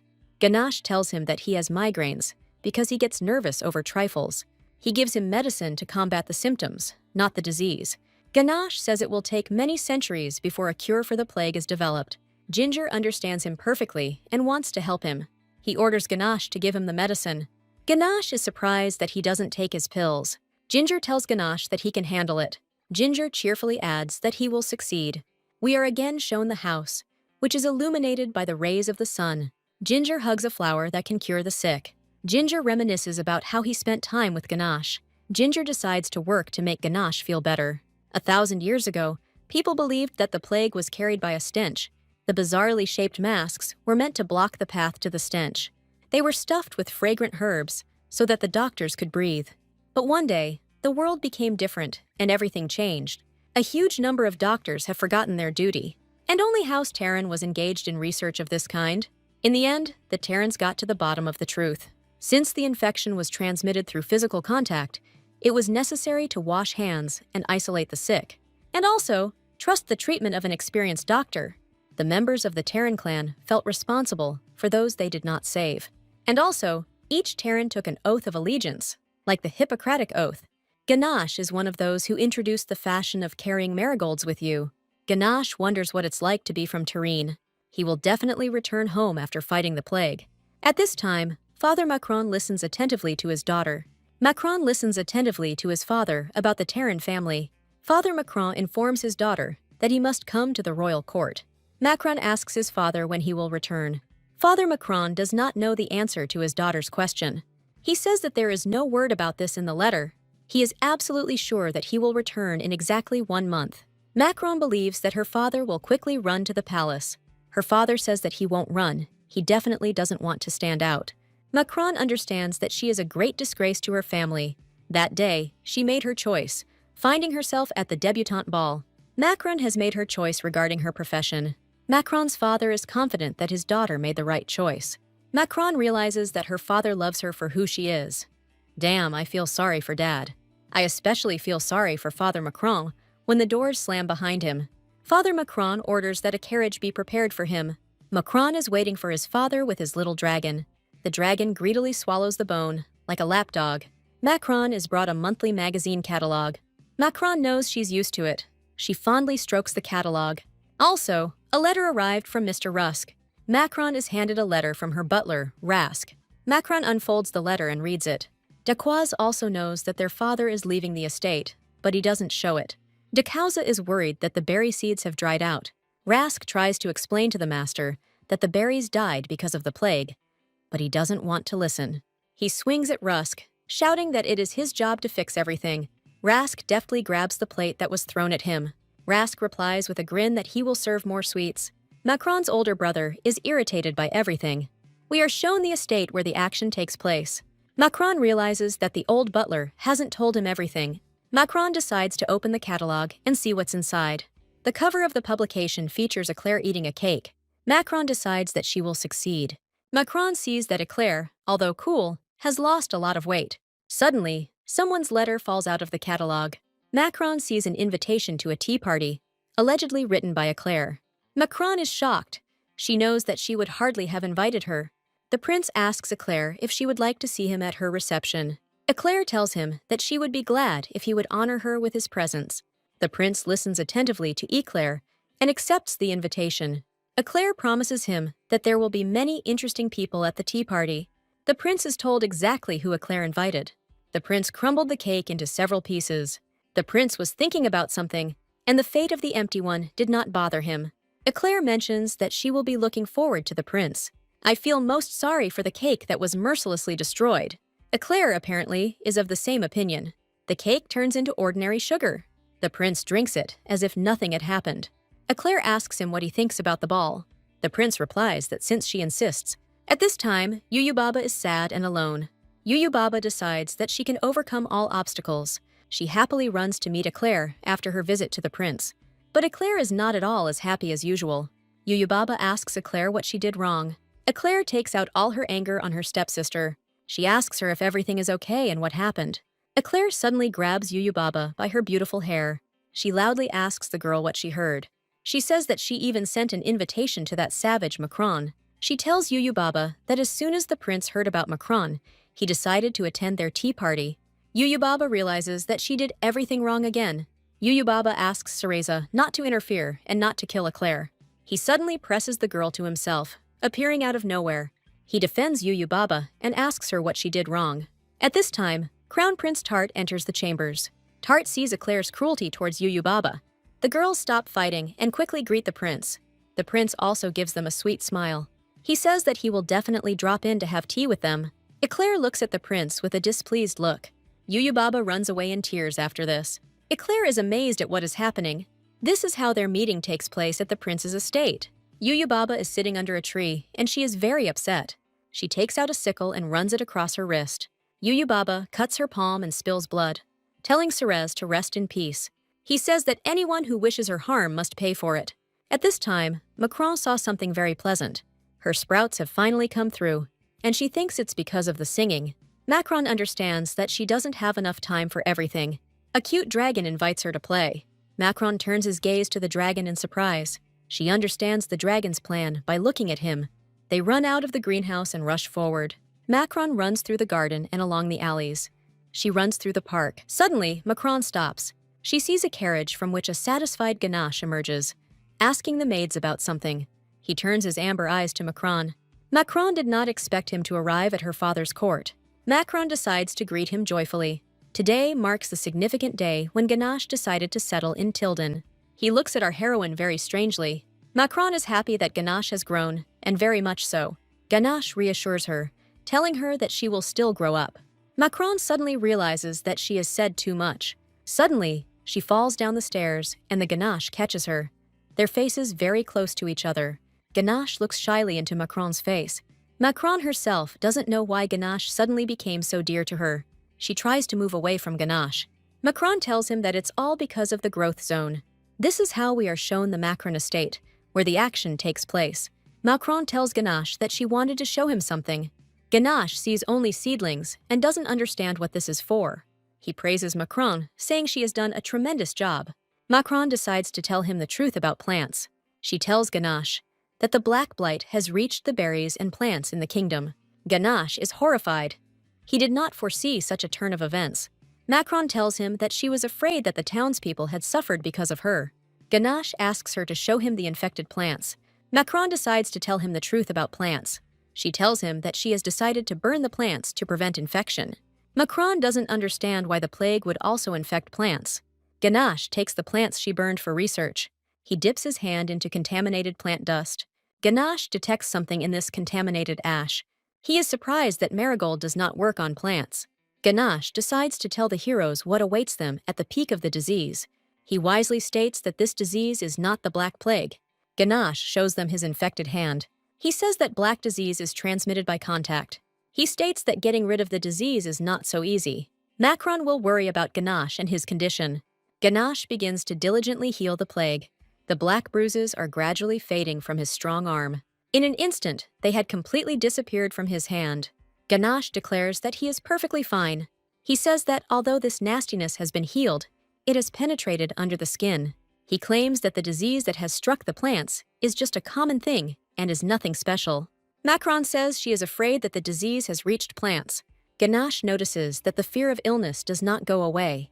He understands that doctors must become beacons in healing the disease, but Ganache is still worried. Macron is worried that Ganache's condition has become even worse. Ganache tries to reassure her that everything is not like that at all. Ganache says that everything will be fine. She worries for nothing. Macron orders his maid to set the table, so fried trout and potatoes appear on the table. Ganache looks at the food in front of him in amazement. He claims that the seafood dishes are truly delicious. He slowly cuts through the thin skin of the trout, separating the fish from the bones. Ganache slowly enjoys food like a true gourmet. Macron is impressed by his table manners. Ganache smiles and declares that the fish was very tasty. Macron asks him to pay attention to his diet. Macron claims that he eats well, and that is why he has grown. They come back to the conversation about growth again. She asks how he fixed the dress, and whether it is possible to save the plants this way. Ganache is surprised. He didn't think about plants at all. He pleases Macron by saying that plants are easy to cure. Macron decides that she will grow more plants. Macron asks Ganache for help with plant growth. Ganache tells her that he can easily help, but then he slyly asks her how she plans to thank him. Sly fox, you understood what he wanted. Macron looks at Ganache in shock. She thinks he's an impudent little dog. Ganache smiles slyly. He is waiting for thanks. Macron understands what he meant. Macron decides to play the fool and pretend that she didn't understand anything. She invites Ganache to keep her company for tea. Ganache, upset, tells her that he will think about it. Macron only just realized that Ganache had been counting on something else. This is how they end up on Spartan berry seedlings. Macron is surprised that she is really that important to Ganache. She thinks that his heart clearly belongs to another. Ganache leans sharply in front of her and looks into her eyes. He asks her if she would like to share the seeds of the rotten berries. He turns to the plants and declares that healing them is not difficult. A little time, and Ganache will develop an antidote to the rot. Ganache says that the variety needs to be improved. Ganache tells her that he won't be able to improve people. Macron assures him that she did nothing wrong. She asks if everything can be strengthened through training. Ganache tells her that she studied history and knows that experiments on people are prohibited. Macron asks him how they study medicine then. Ganache tells her that she never thought about it. We are shown the prince at the coronation. He is happy. The girl never thought about what their prosperity was based on. Everyone greets the crown prince. He is pleased with this state of affairs. The prince approaches the sacrificial altar on the occasion of his coronation. On it lies a white lamb, a symbol of his sacrifice. Then we are shown a place for experiments on animals. Besides the tough dogs, there are also birds and roe deer here. This Bambi is clearly waiting for the evil man to experiment on him. Bambi watches a doctor from the Terran clan, ready for an experiment. He approaches a family of rabbits, who are already afraid of their fate as guinea pigs. One of the bunnies is taken into the arms. Don't touch the bunny creature. The bunny is shaking all over from what awaits him. His eyes are begging to be let go. Terran hangs over him. The bunny is shaking all over. A flower appears on Terran's mask. The bunny understands that he cannot escape his sad fate. The little dragon listens with horror to what awaits him. He walks up to Ganache and looks into his eyes. Macron calms the little dragon, calling him Kirsch. Ganache is surprised that Macron named the dragon after a cherry. Macron claims that the dragon didn't have a name, so she gave it one. Ganache smiles. He is glad that Macron is so kind. All life is born by chance. Macron decides that they will save the plants by cuttings. Ganache helps her grow plants using magic. Because the plant has no name, it cannot be neglected. Macron and Ganache have grown the plant and are happy about it. Plants sprout instantly thanks to their power of faith. Ganache grows them using firefly magic. So soon everything is covered with berries. Brother Macron approves. Macron can't believe there are so many berries. Macron tastes them. She is interested in the result. They are very tasty, and she offers them to Ganache. Ganache stared at the berry in surprise, as if he was being offered poison. Macron tells him that feeding him by hand is too much. But Ganache reaches for the berry, intercepting her hand. He eats a berry from Macron's hand, which is very romantic. Macron asks Ganache to stop, because what will happen if someone sees them? Ganache asks her slyly, since when this bothers her. They freeze centimeters apart from each other. Their faces red. After this, Macron kisses Ganache on the cheek. Macron has thought more than once about who her husband will be. She tried to draw a portrait of her desires, but the ideal turned out to be a superficial mask. Even turning it over, it felt empty. Macron wonders if she will be truly happy if she falls in love. Suddenly, Macron is distracted from her thoughts by someone. She sees a box with a heart and decides to open it. Macron opens the box, and a huge number of heart-shaped candies fall out onto it. Candy is just pouring into Macron's hands. The first chocolate she tried exploded with the taste of fireworks. Macron can't resist what she ate. This must be where love begins. Isn't this how you fall in love? Macron asks himself. The action returns to the garden, where Macron and Ganache are kissing. Macron easily moves away from Ganache and his cheek. There is a trace of her lipstick left on Ganache's cheek. Macron is surprised that he is also surprised. She suddenly realizes what she just did.